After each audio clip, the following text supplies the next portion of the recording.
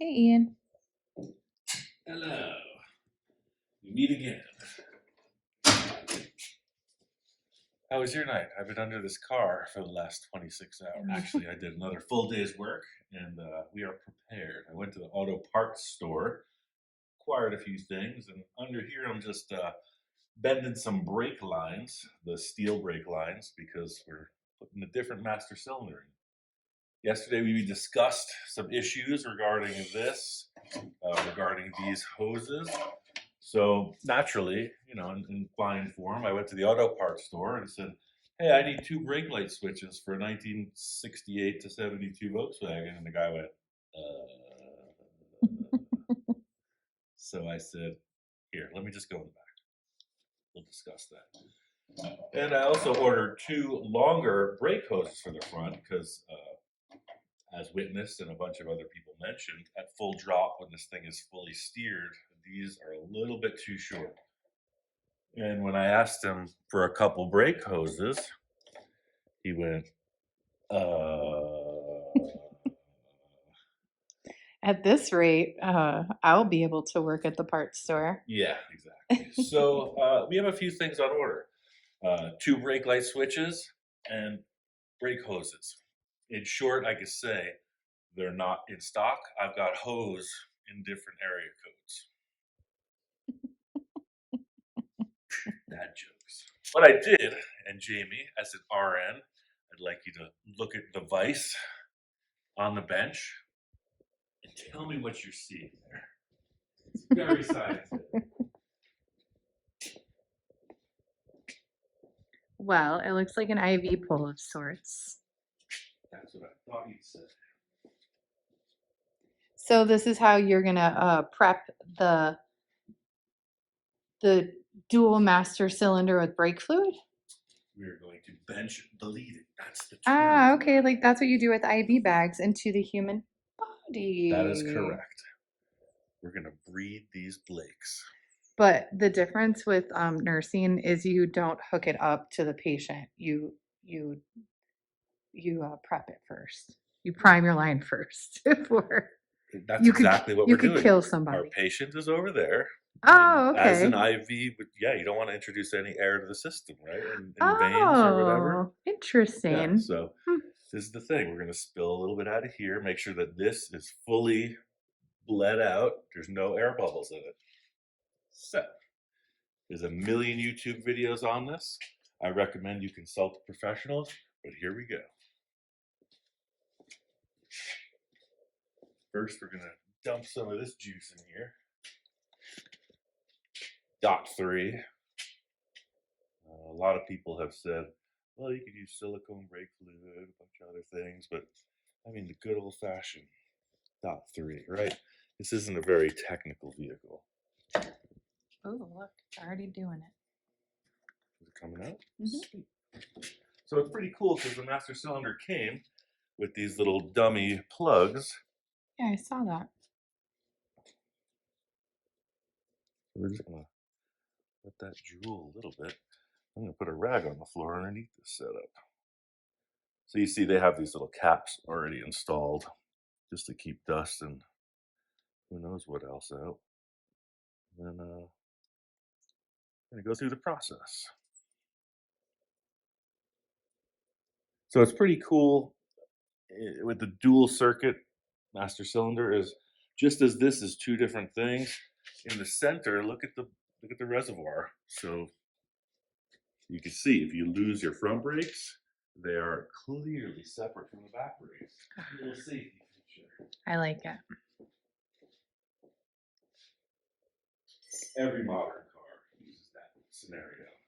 And today's episode that I aired, a few people were talking about the brakes, and I would like everyone to know that I am a pretty proficient driver, especially when it comes to manual. I learned how to drive on a manual transmission, so I do know how to downshift.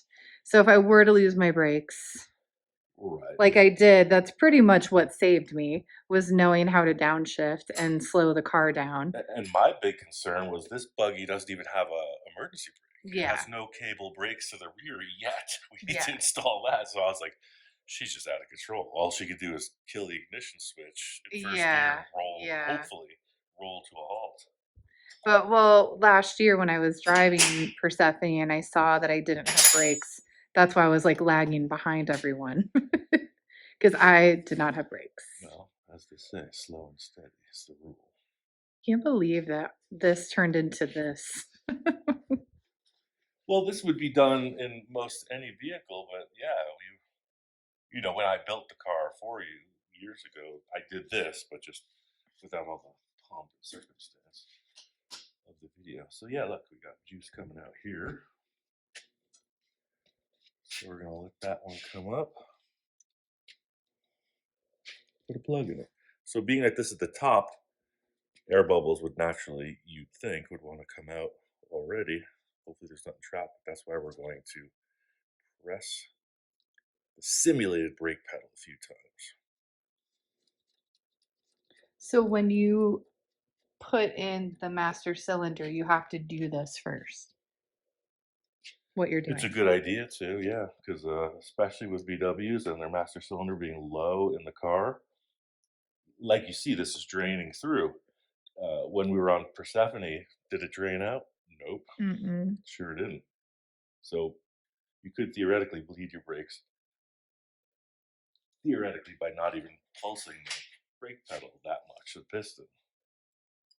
But we're off to a good start. All right. So we got nothing coming out of those three. It looks like that yellow one right there. Cool.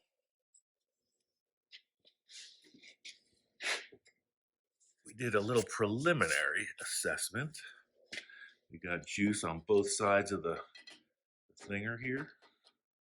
Both sides of the IV. Mm-hmm. That would be the IV bag, not the IV. Is that Mm-hmm. correct? Yeah, that would be the IV bag. And then All right. Well, I guess at this point, we're going to discuss what we're going to do in lieu of not having these two brake light switches. So these guys are going to screw into these lower ports. I ordered one. I'm waiting on it. So I'm just going to take this brake hose, or rather brake line, hard tube, and blank it off. I'm just going to use that as a block off and then replace them later. what is that? What would you call it? A clamp, a bender. A bender. Oops. Simple, effective. You can get that at any auto parts store. I recommend. So we got that. And then we come around the bend.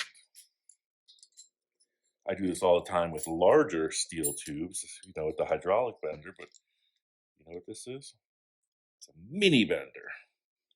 Put that nut out. If anybody has watched the episode with Ian's dune buggy where he used a tubing bender.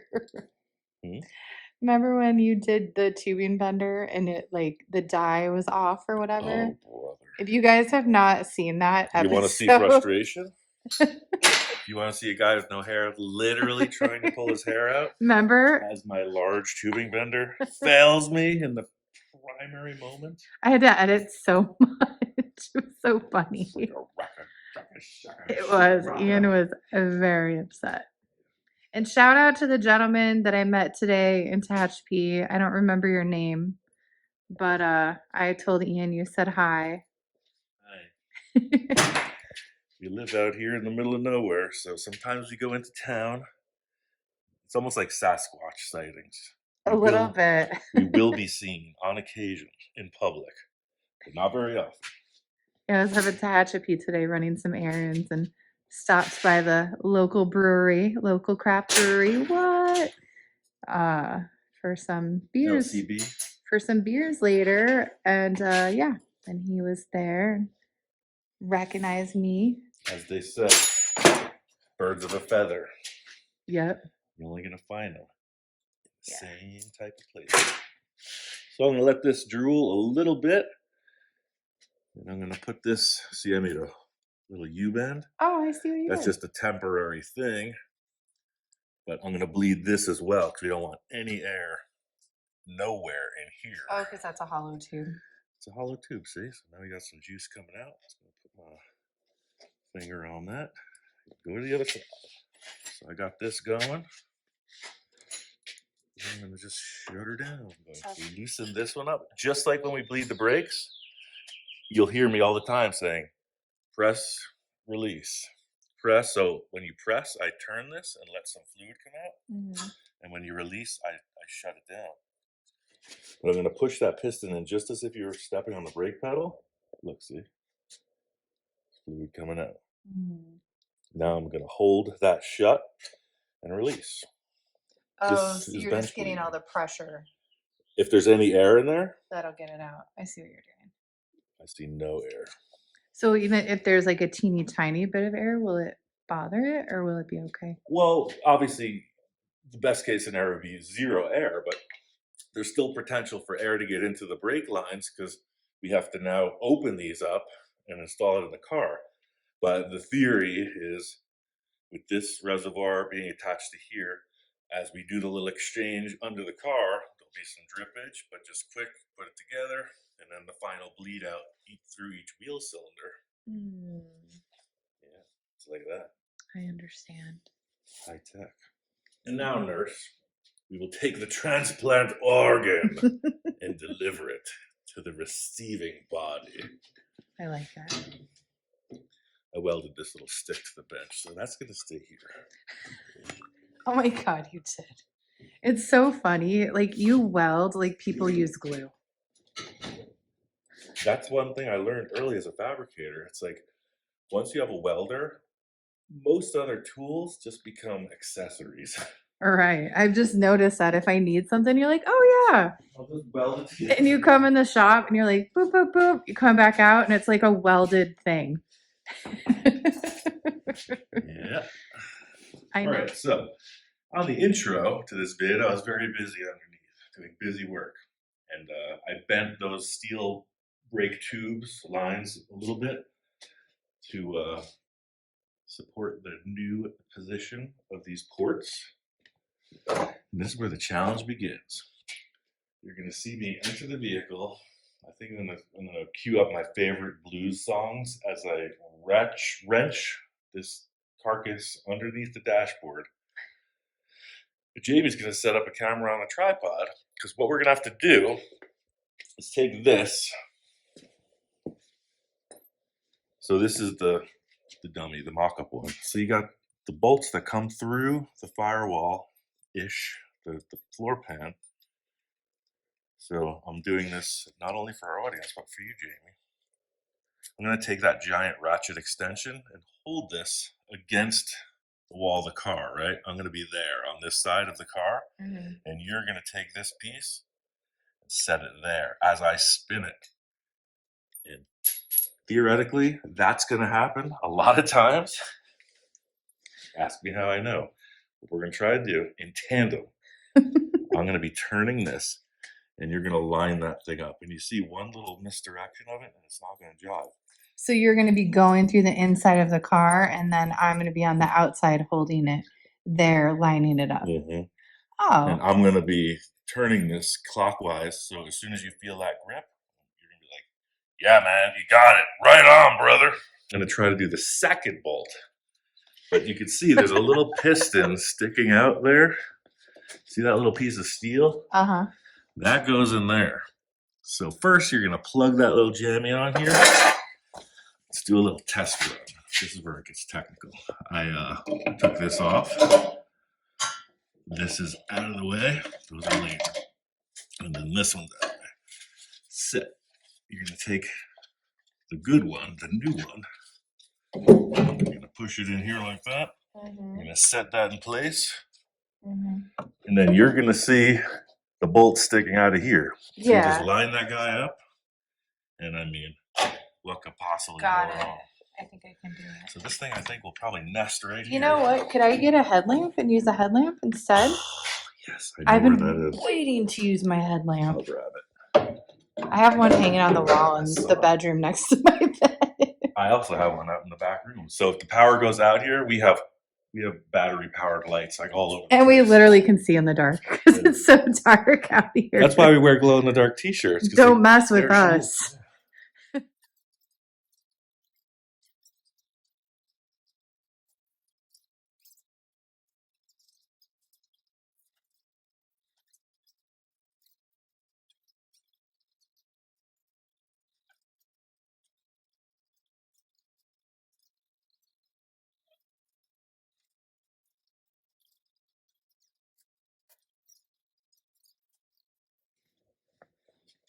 This is how Ian's laying in the car, guys.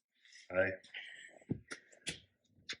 So I don't know if you can see this, but that little push rod that goes through the bulkhead area.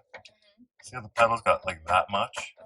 That's just about right. There's a nut on here so you can adjust the push rod for maximum brake capacity. So I might tighten up that free play a little bit, but the worst thing would be that there's no free play and the master cylinder's not going to operate correctly. So you have to have some free play. A little bit. You want that to be loose so that the master cylinder, the spring, is fully extended to, you know, put it in alignment to draw the fluid out of the reservoir when you release the brake. Gotcha. So that's cool. How are you going to get out of here? I'm just going to stay here for a while. You look very comfortable. All right, here we go.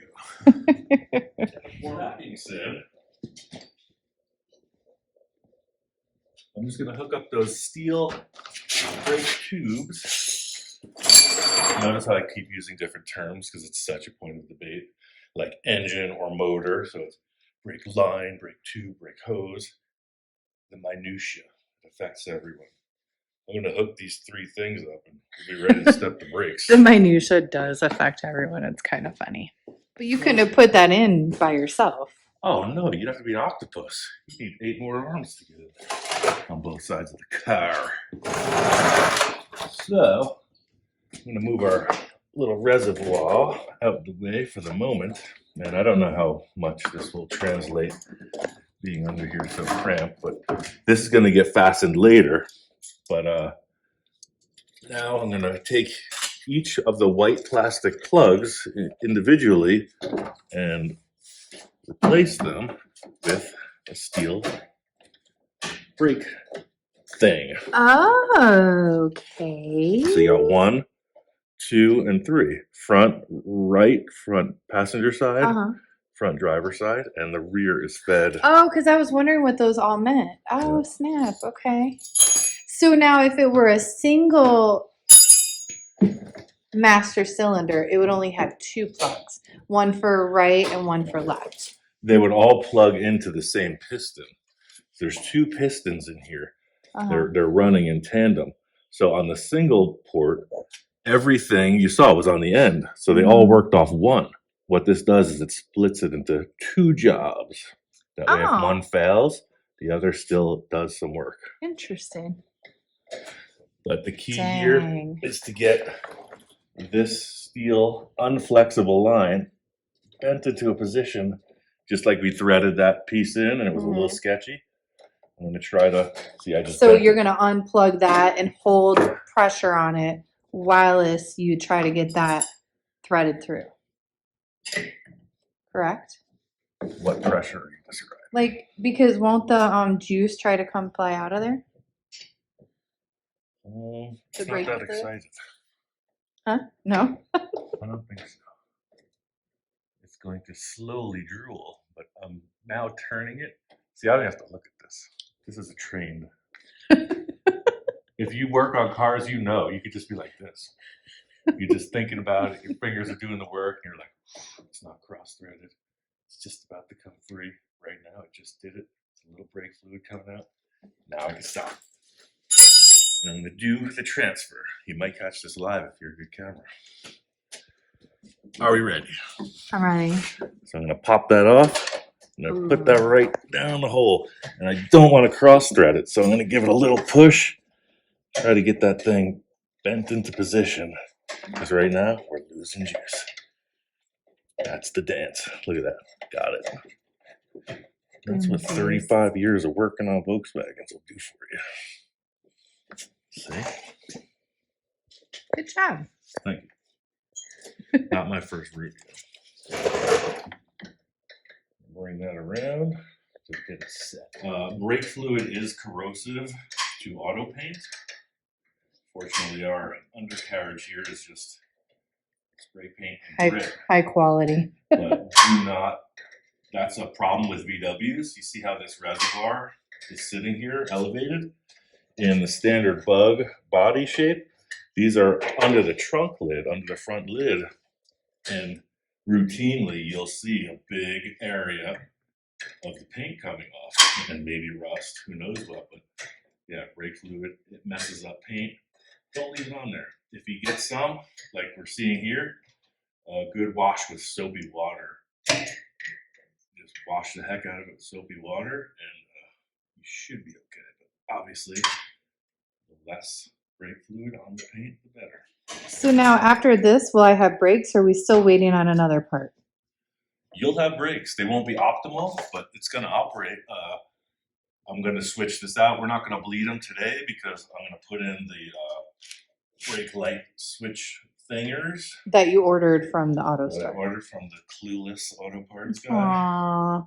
Come on, I'm auto like parts 68 guy. to 72. He's like, ugh, I was born in like 2001. Watch our YouTube. You can learn about auto parts and be better. Like our lovely friend down the road. Every day is a school day.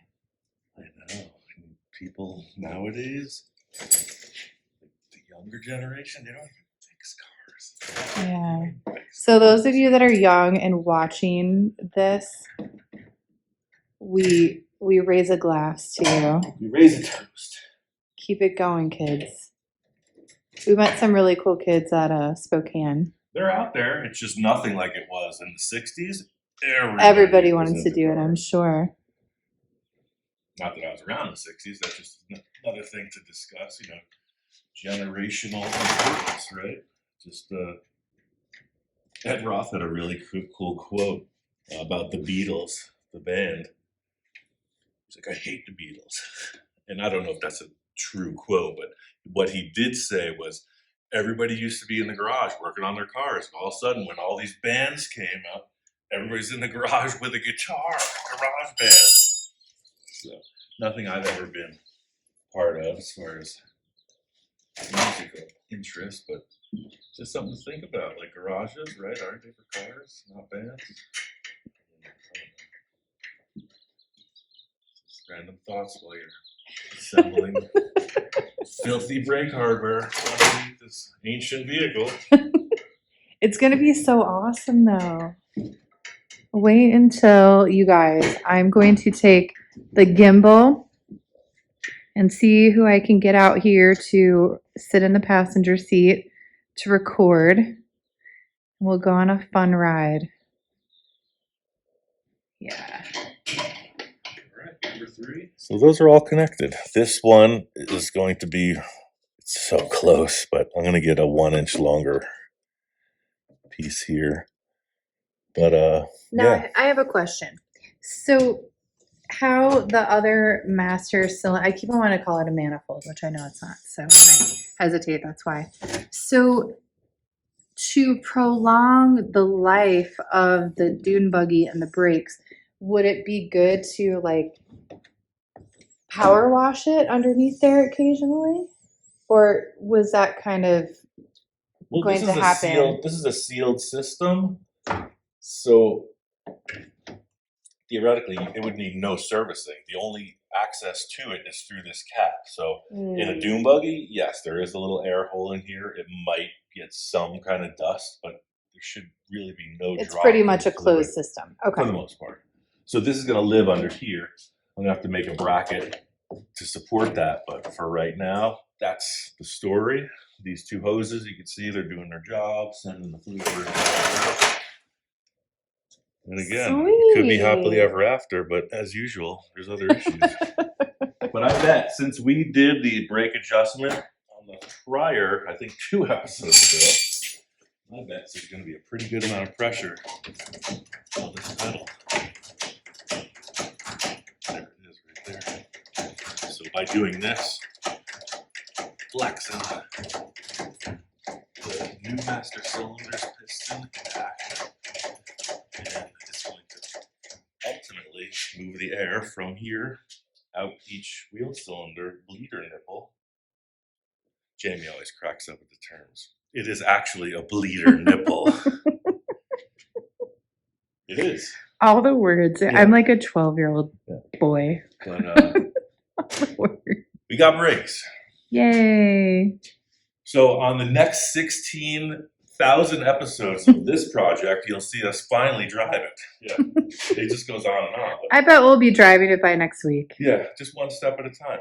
I'm going to put this tire on there, roll it outside, and go to the auto parts store in the morning and get the rest of the stuff.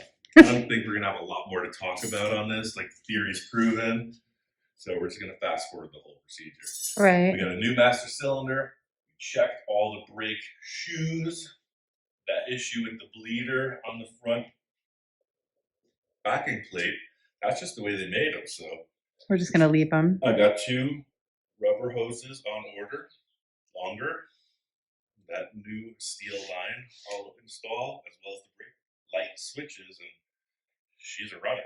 Next week. And the weather finally broke, so it's good timing. It's funny. Yesterday we were in hats and sweatshirts. It was so cold yesterday. Today it's like 80 degrees and beautiful. Yeah. So we won't. The next episode with Persephone will be me actually driving it. Woo-hoo.